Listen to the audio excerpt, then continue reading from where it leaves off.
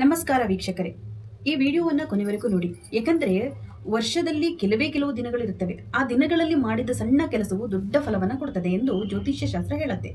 ಅಂತಹ ಅಪರೂಪದ ಮತ್ತು ಅತ್ಯಂತ ಶುಭಕರವಾದ ದಿನಗಳಲ್ಲಿ ಗುರುಪುಷ್ಯ ಯೋಗ ಒಂದು ಪ್ರಮುಖ ಯೋಗವಾಗಿದೆ. ಜೂನ್ 18ರಂದು ಬಂದಿರುವ ಈ ಗುರುಪುಷ್ಯ ಯೋಗದ ಮಹತ್ವವೇನು? ಈ ದಿನ ಯಾಕೆ ವಿಶೇಷವಾಗಿದೆ? ಈ ದಿನ ಯಾವ ತಂತ್ರ ಮಾಡಬೇಕು? ಈ ತಂತ್ರವನ್ನು ಯಾಕೆ ಮಾಡಬೇಕು? ಅದರಿಂದ ಜೀವನದಲ್ಲಿ ಏನು ಬದಲಾವಣೆ ಬರ್ತದೆ ಎಂಬ ಎಲ್ಲ ಮಾಹಿತಿಯನ್ನು ಇವತ್ತು ವಿವರವಾಗಿ ತಿಳಿಸ್ಕೊಡ್ತೇನೆ. ಅದರಿಂದ ವಿಡಿಯೋವನ್ನು ಸ್ಕಿಪ್ ಮಾಡದೆ ಕೊನೆವರೆಗೂ ನೋಡಿ. ನೀವು ನಮ್ಮ ಚಾನಲ್ಗೆ ಹೊಸರಾಗಿದ್ದರೆ ಈಗಲೇ ಸಬ್ಸ್ಕ್ರೈಬ್ ಮಾಡಿ. ಏಕೆಂದರೆ ಇಂತಹ ಅಪರೂಪದ ಧಾರ್ಮಿಕ ಮತ್ತು ಜ್ಯೋತಿಷ್ಯದ ಮಾಹಿತಿಗಳನ್ನು ನಾವು ಪ್ರತಿದಿನ ನಿಮ್ಮ ಮುಂದೆ ತರುತ್ತಿದ್ದೇವೆ. ಇನ್ನು ಸಮಯ ವ್ಯರ್ಥ ಮಾಡದೆ ಇಂದಿನ ಅತ್ಯಂತ ಮಹತ್ವದ ವಿಷಯದ ಕಡೆಗೆ ಹೋಗೋಣ ವೀಕ್ಷಕರೇ. ನಮ್ಮ ಹಿಂದೂ ಸಂಪ್ರದಾಯದಲ್ಲಿ ಕೆಲವು ವಿಶೇಷ ಯೋಗಗಳಿವೆ. ಅತ್ಯಂತ ದೊಡ್ಡ ಸ್ಥಾನವಿದೆ. ಅವುಗಳಲ್ಲಿ ಗುರುಪುಷ್ಯ ಯೋಗ ಅತ್ಯಂತ ಪವಿತ್ರ ಮತ್ತು ಶಕ್ತಿಯುತ ಯೋಗ. ಗುರು ಎಂದರೆ ದೇವತೆಗಳ ಗುರುವಾದ ಬೃಹಸ್ಪತಿ ಅಂತ. ಪುಷ್ಯ ಎಂದರೆ 27 ನಕ್ಷತ್ರಗಳಲ್ಲಿ ಅತ್ಯಂತ ಶುಭಕರವಾದ ನಕ್ಷತ್ರ. ಈ ಎರಡರ ಸಂಯೋಗವಾಗುವ ದಿನವನ್ನ ಗುರುಪುಷ್ಯ ಯೋಗ ಅಂತ ಕರೀತಾರೆ.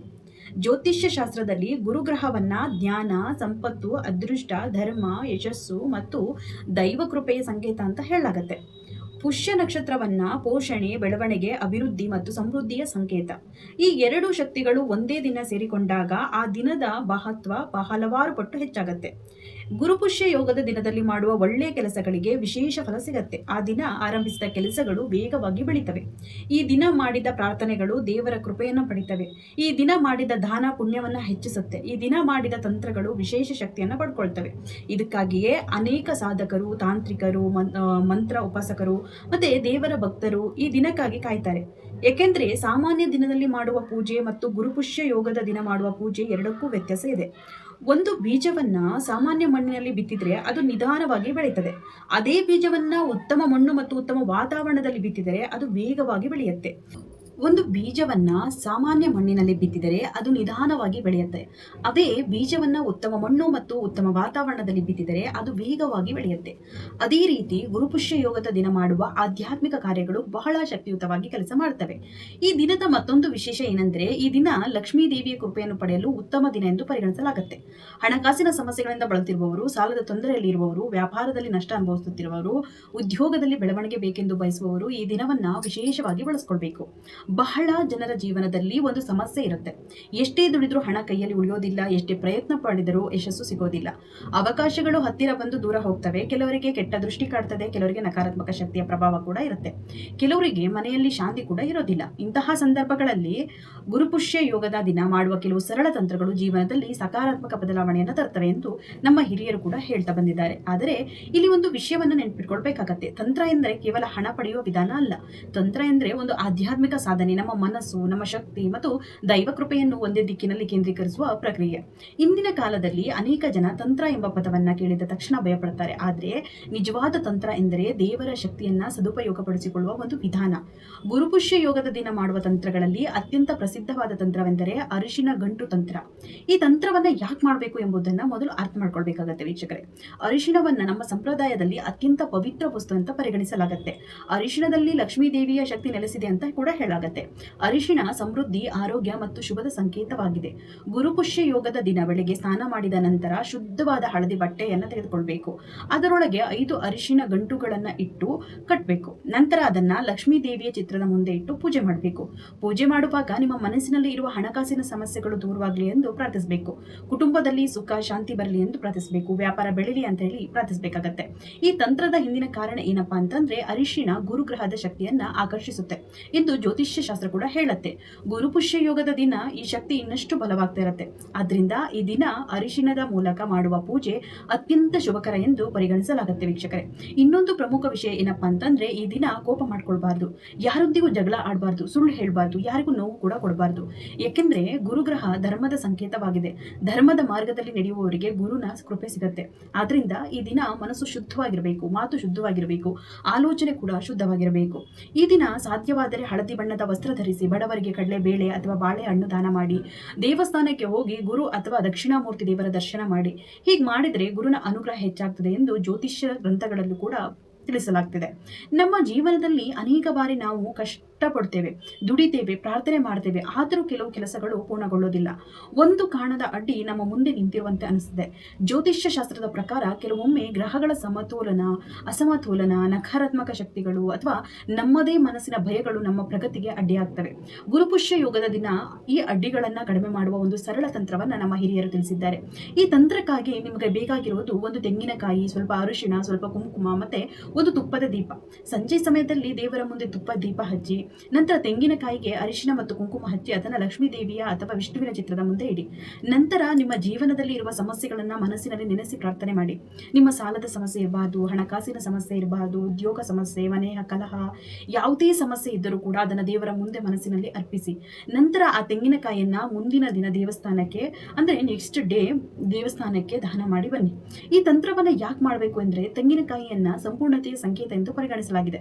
ಅದು ನಮ್ಮ ಸಮಸ್ಯೆಗಳನ್ನು ದೇವರ ಪಾದಕ್ಕೆ ಅರ್ಪಿಸುವ ಸಂಕೇತವಾಗಿದೆ. ಗುರುಪುಷ್ಯ ಯೋಗದ ದಿನ ಈ ಸಮರ್ಪಣೆಯ ಶಕ್ತಿ ಹೆಚ್ಚಾಗ್ತದೆ ಎಂದು ನಂಬಲಾಗಿದೆ. ಇದೇ ರೀತಿ ಈ ದಿನ ಒಂದು ವಿಶೇಷ ಮಂತ್ರ ಜಪ ಕೂಡ ಮಾಡಬೇಕಾಗತ್ತೆ. ಓಂ ಭೃಂ ಬೃಹಸ್ಪತಿಯೇ ನಮಃ ಈ ಮಂತ್ರವನ್ನ 108 ಬಾರಿ ಜಪ ಮಾಡಬೇಕು. ಈ ಮಂತ್ರ ಗುರುಗ್ರಹದ ಅನುಗ್ರಹವನ್ನ ಪಡೆಯಲು ಅತ್ಯಂತ ಶಕ್ತಿಯುತ ಮಂತ್ರ ಎಂದು ಪರಿಗಣಿಸಲಾಗಿದೆ. ಗುರುಗ್ರಹ ಬಲವಾಗಿದ್ದರೆ ಜೀವನದಲ್ಲಿ ಜ್ಞಾನ ಹೆಚ್ಚುತ್ತೆ, ಒಳ್ಳೆಯ ನಿರ್ಧಾರಗಳು ಸಿಗ್ತಾ ಹೋಗ್ತವೆ, ಹಣಕಾಸಿನ ಬೆಳವಣಿಗೆ ಜಾಸ್ತಿ ಆಗುತ್ತೆ, ಸಮಾಜದಲ್ಲಿ ಗೌರವ ಹೆಚ್ಚಾಗುತ್ತೆ, ಕುಟುಂಬದಲ್ಲಿ ಸಂತೋಷ ಕೂಡ ಹೆಚ್ಚಾಗುತ್ತೆ. ಆದ್ರಿಂದ ಗುರುಪುಷ್ಯ ಯೋಗದ ದಿನ ಈ ಮಂತ್ರ ಜಪಕ್ಕೆ ವಿಶೇಷ ಮಹತ್ವ ಕೂಡ ಇದೆ ವೀಕ್ಷಕರೇ. ಇನ್ನೊಂದು ಅತ್ಯಂತ ಸರಳವಾದ ಆದರೆ ಪರಿಣಾಮಕಾರಿ ಕ್ರಮ ಅಂದರೆ ಅಶ್ವತ್ಥ ಮರಕ್ಕೆ ನೀರು ಅರ್ಪಿಸುವುದು. ಬೆಳಿಗ್ಗೆ ಅಶ್ವತ್ಥ ಮರದ ಬಳಿ ಹೋಗಿ ನೀರು ಅರ್ಪಿಸಿ 3 ಸುತ್ತು ಪ್ರದಕ್ಷಿಣೆ ಹಾಕಿ ನಿಮ್ಮ ಮನಸ್ಸಿನ ಇಚ್ಛೆಯನ್ನ ದೇವರ ಮುಂದೆ ಹೇಳಿ. ಅಶ್ವತ್ಥ ಮರದಲ್ಲಿ ವಿಷ್ಣು, ಬ್ರಹ್ಮ ಮತ್ತು ಶಿವರ ದಿವ್ಯ ಶಕ್ತಿ ನೆಲೆಸಿದೆ ಎಂದು ಪುರಾಣಗಳು ಹೇಳ್ತವೆ. ಆದ್ರಿಂದ ಈ ದಿನ ಅಶ್ವತ್ಥ ಮರದ ಆರಾಧನೆ ಮಾಡಿದರೆ ವಿಶೇಷ ಪುಣ್ಯ ದೊರೆಯುತ್ತದೆ. ವೀಕ್ಷಕರೇ, ಗುರುಪುಷ್ಯ ಯೋಗ ಕೇವಲ ಒಂದು ಜ್ಯೋತಿಷ್ಯ ಯೋಗ ಅಲ್ಲ, ಅದು ಒಂದು ಅವಕಾಶ.